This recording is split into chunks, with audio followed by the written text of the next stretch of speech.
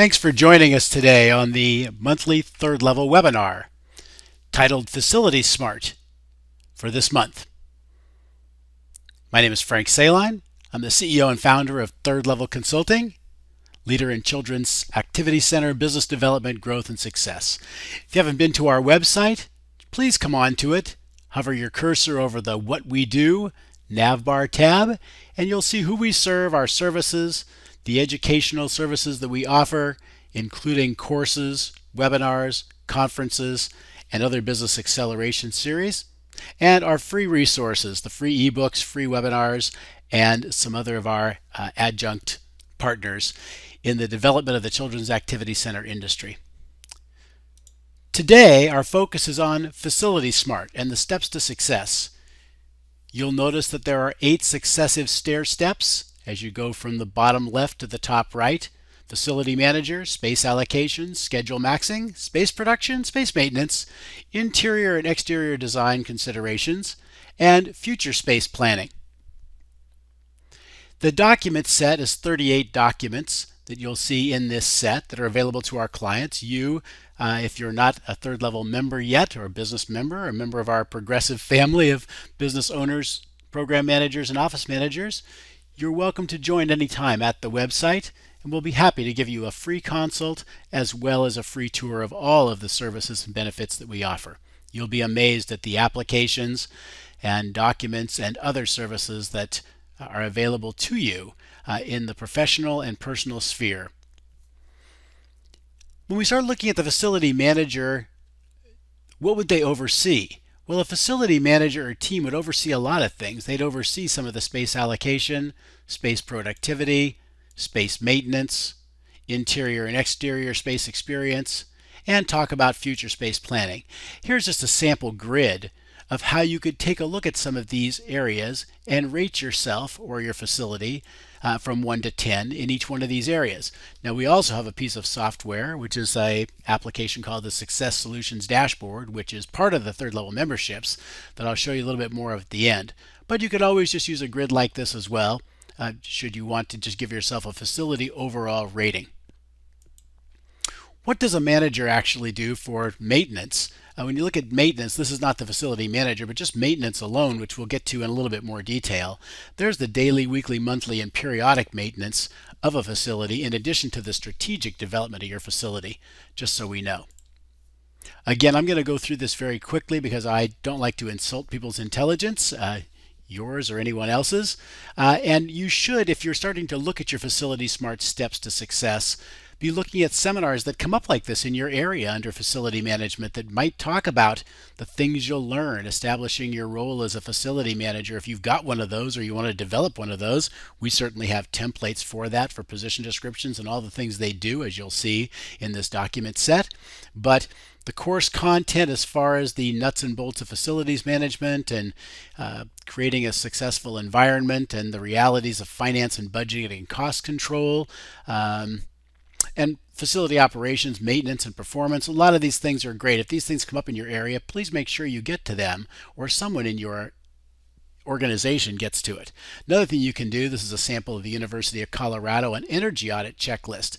And many of you might think, well, why would I do that? Well, this is a dollars and cents thing. This is just a sample of their Energy Star Colorado program, looking at all the little checkpoints that you might be looking at throughout your facility for lighting, for HVAC, all those things. And it asks you some questions regarding efficiency, fans, etc.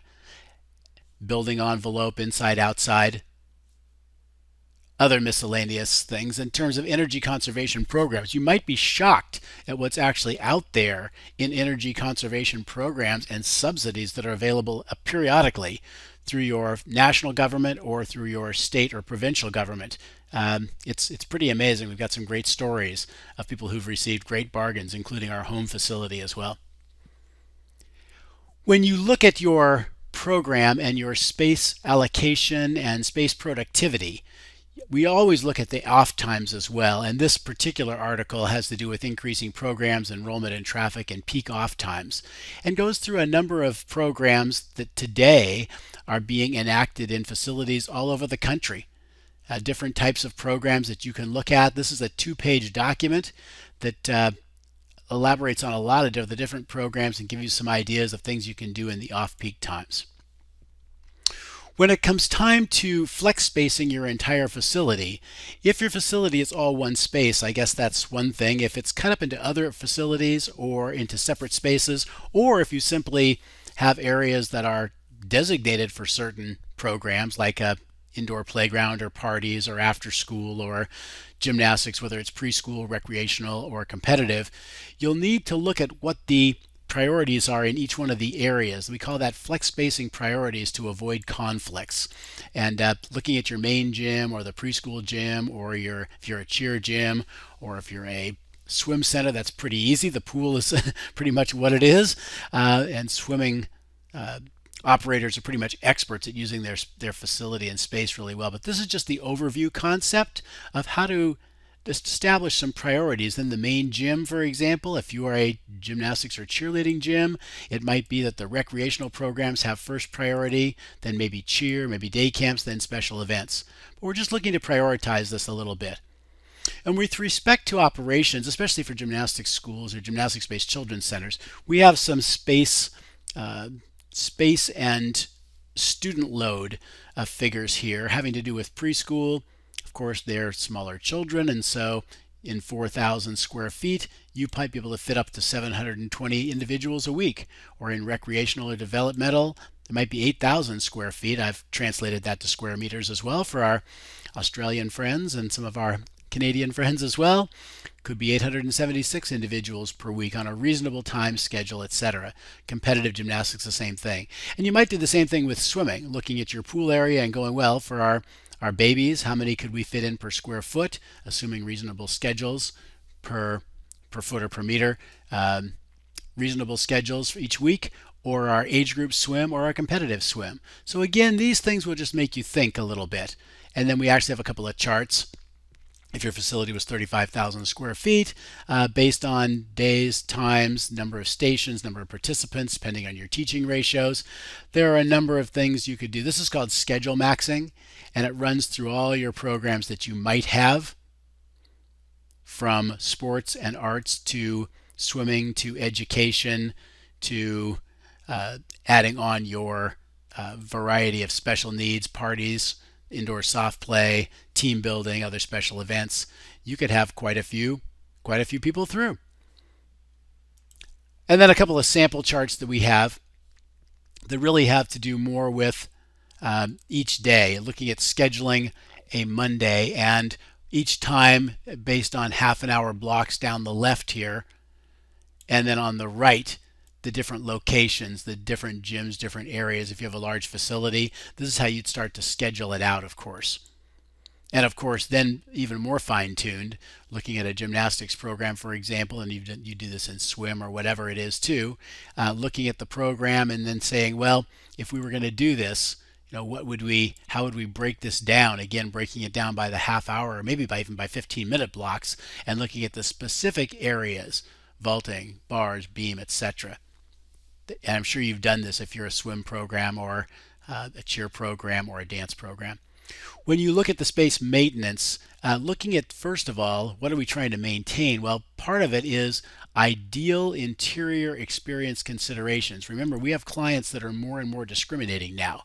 So as a consequence, all of our lobby spaces and the way we keep information and parent observation and young sibling play areas and wireless internet access, the interior traffic flow, any staff retreat spaces, the type of flooring we have, or furniture, or themes, or signage, colors, sounds, smells, foliage. You can read these, but these bullet points are for your interior consideration, saying, look, this is what your people are going to see. Everything we do is marketing and branding these days, and we have to take a look at these types of things when you are looking at remodeling or building or whatever.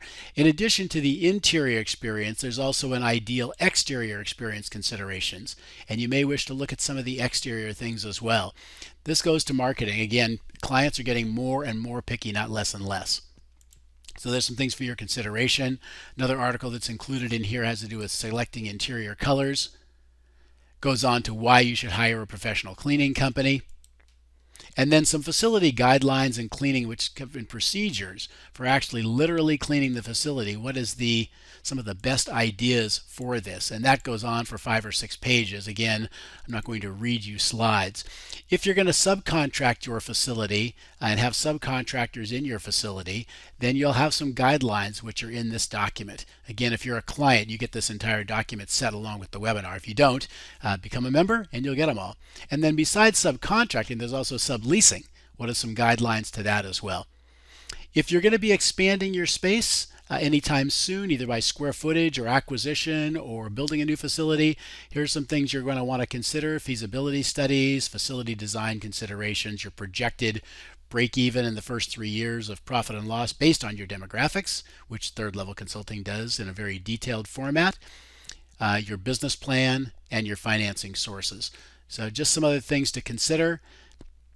The Success Solutions dashboard, among all other areas, marketing, people, money, technology, risk management, it also kind of helps you look at your facility management and rates it on a world-class scale. One of the tools that's free in your membership.